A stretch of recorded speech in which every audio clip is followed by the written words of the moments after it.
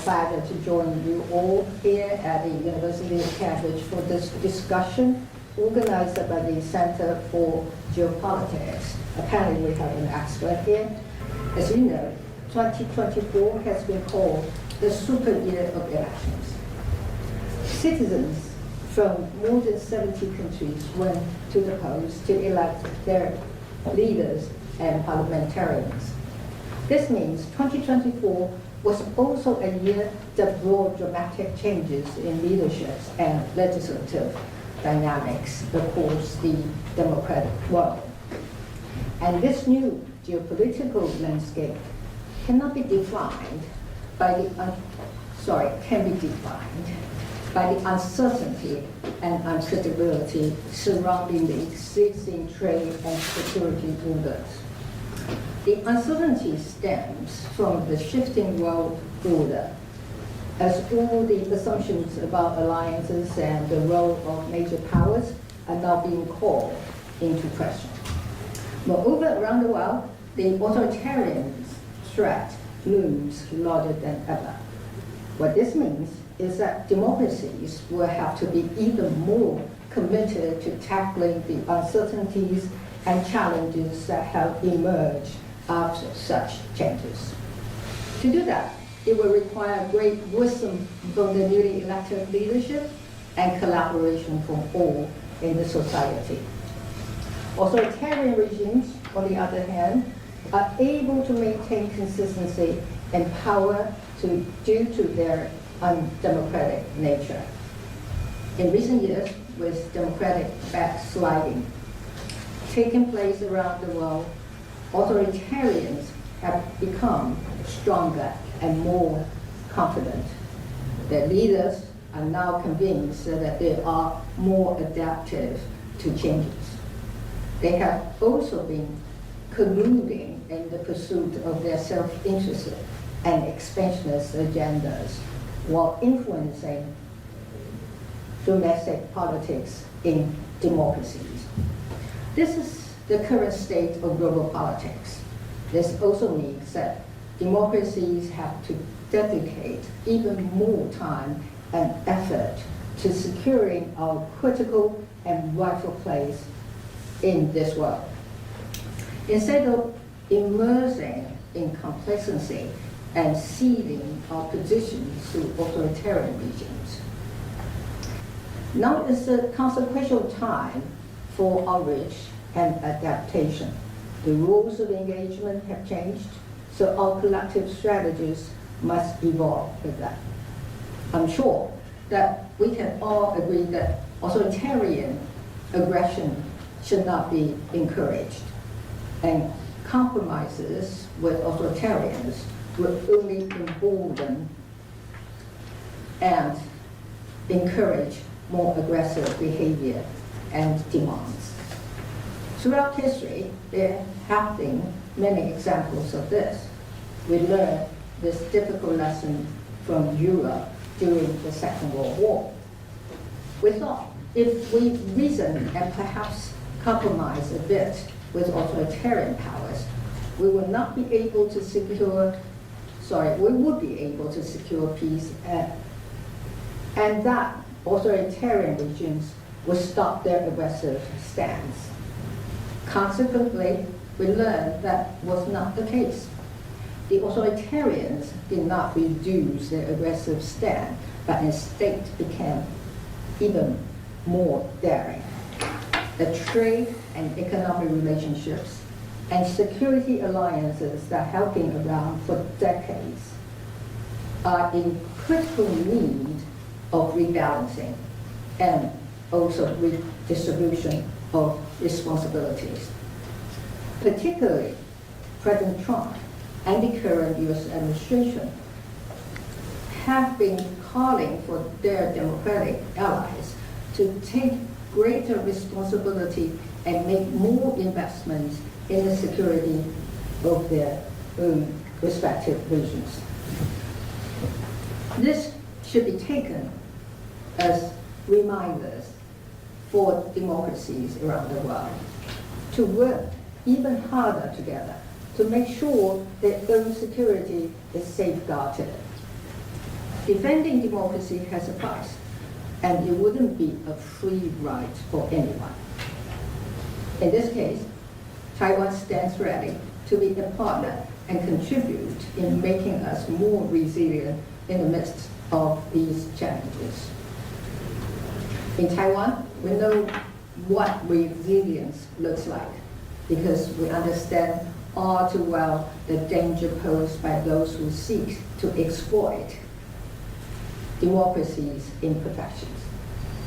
In the past, our people experienced the ill effects of authoritarian rule, and now we are experiencing the much intensified threats and intimidation from across the Taiwan Strait, almost on a daily basis. The PRC thought by routinizing cyber attacks, hacking, and military intrusion, the people of Taiwan will either be debilitated by fear or become complacent. This was certainly not the case. On the contrary, the Taiwanese people use these experiences as the basis to build their resilience. Resilience has helped us defend our elections from authoritarian interference. It helped us weather the challenges posed by the pandemic. It also helped us counter information manipulation while making our people more informed. Resilience also comes in many forms, from individual to collective, from economic to security. In the past 8 years, Taiwan has proactively built its resilience on multiple fronts.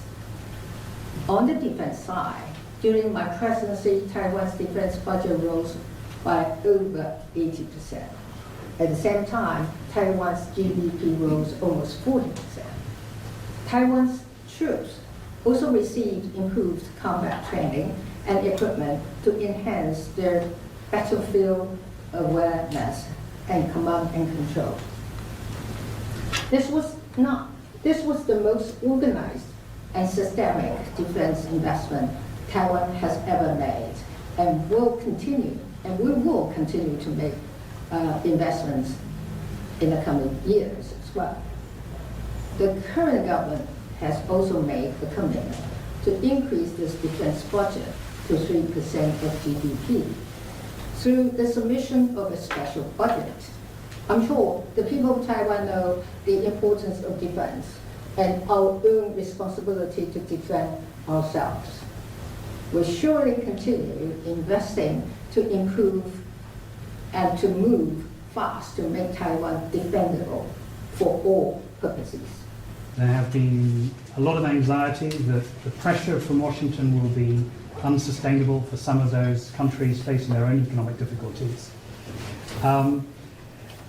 And in particular, one recent set of statements by Eldridge Colby, who is the now confirmed Undersecretary of Defense for Policy, in his public testimony in the Senate, had suggested under questioning that Taiwan was no longer an existential priority for the United States, which seems to represent, rhetorically at least, a departure.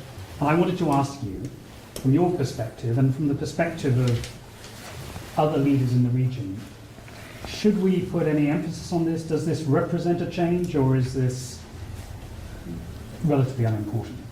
And the United States is no longer the United States that we knew at the end of World War II. That was a time when people felt that there should be a collective security system in place that make sure that Europe is going to be safe, and perhaps some parts of Asia will be safe as well. And the United States took the primary responsibility for these security arrangements. And in fact, what this means is that much of the cost is borne by the United States. But today, when you look at it, the authoritarians have been gaining their ground. They are bigger and more powerful and equipped with even bigger ability to invade. So there is, of course, a need to increase our security spending and also related investments. But the question then is who can afford all this? Europe apparently has a lot of difficulties because of the social welfare system and the industrial structures, as well as the economic development situation here. A lot of the European countries find it so difficult to increase their investment in defense. But the same applies to the U.S. I mean, I'm sure the U.S. Leadership and also the people there are asking themselves whether it is justified for them to spend so much here in Europe. And this is particularly after the Ukrainian war. They might argue that, well, it's time for the European countries, particularly NATO, to take a greater responsibility. And as I said in my speech, you can take this as a reminder to the Europeans that this is time for you to take greater responsibility. The security responsibility, in fact, have to be redistributed. So I guess the whole purpose of the United States government and also President Trump want to express is that this is time to adjust, and this is time for us to redistribute the responsibility. And of course, there's another front that the United States have to cover. That's the Indo-Pacific. Of course.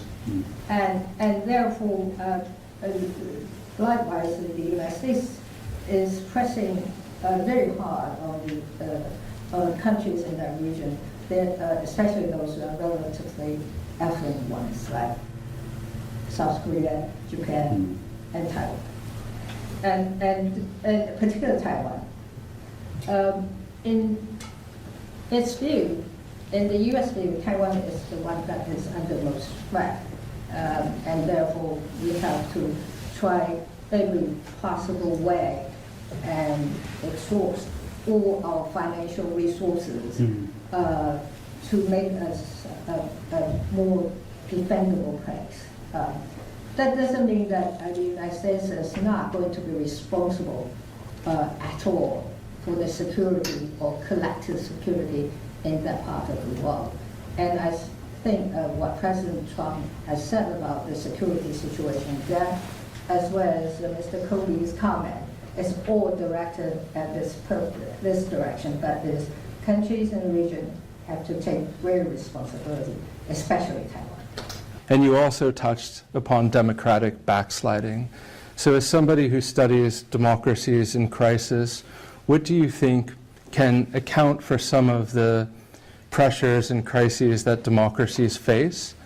Do you think Taiwan is also, could be said to have a democratic crisis? And if not, then what's Taiwan doing right that other countries could learn from? So that would be my, if we could address that first. Democracy in crisis. Just the democratic, like, how can we account for the democratic backsliding we see? My own experience with politics in Taiwan and actually practiced democracies as a president. There are a lot of people arguing that probably the democracy in Taiwan is in crisis. But the way I see it is a bit different. Democracy can be very chaotic. And sometimes you just cannot help yelling at each other. And many of the times you feel you like to get physical as well. But that's democracy. Absolutely. It's always noisy and chaotic. But there's always a bottom line. That is, there are democratic values for us to protect. And democracy is still the best way of governing Taiwan, and also is the best way to keep us united enough. And because we're not very far from the authoritarian phase. It entered in the 1980s and the beginning of 1990s. And 1996 is the first time we got the opportunity to vote directly for the election of our president. So we consider us a late comer in the democratic world. So the memory of authoritarianism is still very much there. We dare to stand up to say democracy is a bad thing for Taiwan. But of course, a lot of fighting is all in the name of democracy, you know. But what I'm trying to argue is that while we seem to be fighting against Iran, but it's a matter of resolving the conflict of interest among ourselves. In any democracies, you have conflict of interest among different groups, and you have to find ways to resolve these conflicts. And many of the times, your parliaments will be able to sort this out for you, or the government will be able to, sort this out for you. But at the end, but there are times when the government and the parliaments may have different views. Then, if the government fails, the government, the executive and the legislative branch fail to reach a consensus, and that caused disruption to the daily business of the government. Then the general public may want to say something, and they want to get involved in this. And this is a very interesting part of Taiwanese politics. While we do have an executive branch, we do have a legislative branch, but when they are having difficulty with getting a consensus, the public will come up to say, we have our voice to be heard. So in 2014, there's a Sunflower movement. I love your response because they're all really excellent examples of the vibrancy of democracy. So thank you for taking my question. So my question is, how should the Taiwanese economy navigate through the changing geopolitical landscape? So for example, Taiwan is very close to China, so we do a lot of business with them. On the other hand, we are more politically aligned with the Western world led by US and Europe. And this, in principle, opens up an opportunity for us because now the Western world are trying to reduce their risk exposure to China, especially in strategic sectors like batteries, solar panels, or semiconductors. And Taiwanese company, in principle, can sell more to the US and Europe. But on the other hand, our supply chain is also deeply integrated with China. We import a lot of rare earths and also parts from China. So my question is, how should the Taiwanese firm balance the economic relationship between the Western hemisphere and China, and how can the Taiwanese government devise a policy to guide the firms? Thank you. I have to ask myself whether I have made enough explanations to the general public in Taiwan so that I can avoid the question you just asked. Look, when I took the office, that was probably towards the end of the rapid economic development in China, meaning that the Chinese economy started to slow down when I took office in 2016. And at the same time, it has become less of an option for investors because, the wage rates were higher. And also, when you get to a certain stage, in terms of economic development, the civility and also a lot of those things that people are asking for are not there.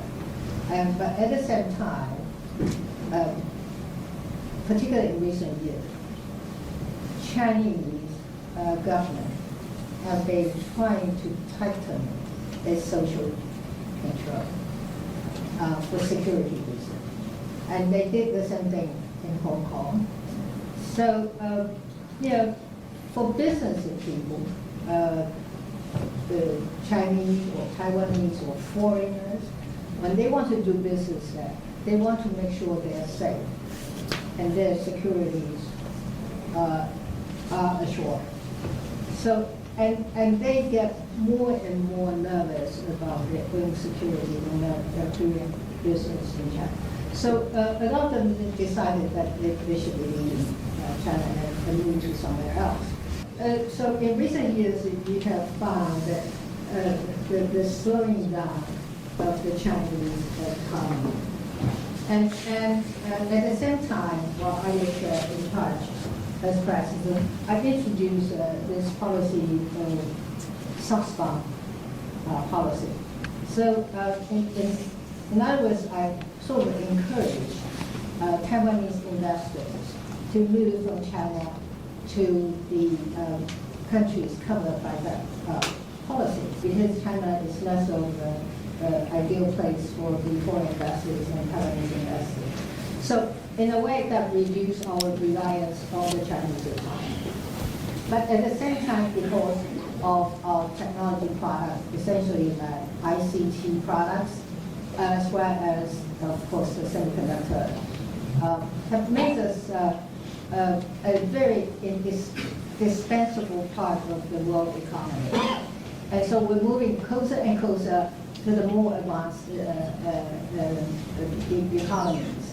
So the overall economic structure of Taiwan today is that in terms of our external economic relationship, is shifted more towards the more advanced industrialized countries, and whereas our reliance on the Chinese as China as a production base has much reduced. Instead, we have expanded our base in other parts of the world. I regard Taiwan the last sanctuary of Chinese culture, but anyway, those people, those populations they are becoming minority in Taiwan, and to increase Taiwanese identity, and a lot of change happened in the textbook and in the education, and I wanted to know if it's possible to find a way to conserve those part of Chinese culture in Taiwan, or you just if there's a way to reconcile between the cultural conservation and the democracy, or there's no way to do that. You just keep this part of culture, just embrace the Western world and leave this culture in history, and only scholars can get access to this culture. Yeah, that is my question. Thank you. Okay, thank you. Well, in terms of culture, it's not something the government can force the public or the people to have whatever preference that they should have. I mean, it's their choice. So Taiwan is more of a democratic society today, and people would like to choose whatever culture they like. And I have to say that, of course, now the Taiwanese choice is much more than before. I mean, you have a lot of foreign culture to pick. And you also have our own Taiwanese culture. And of course, Chinese culture is still a considerable part of our culture as well. I think in some respect, the Chinese, traditional Chinese culture is better preserved in Taiwan. But the thing is that we sort of, I say we, I don't know if it's everybody's voice, but I tend to think that this is the choice of the people there. And the government's job is to devote enough resources to whatever culture things that need to be preserved. And this is what I see it. And this is, the Chinese culture has to compete with a lot of other cultures in Taiwan. President, I'm afraid we are out of time. I'm going to disappoint the audience because I know... Well, let me tell you, there will be Do we another make speaker the at announcement about staying? Yeah.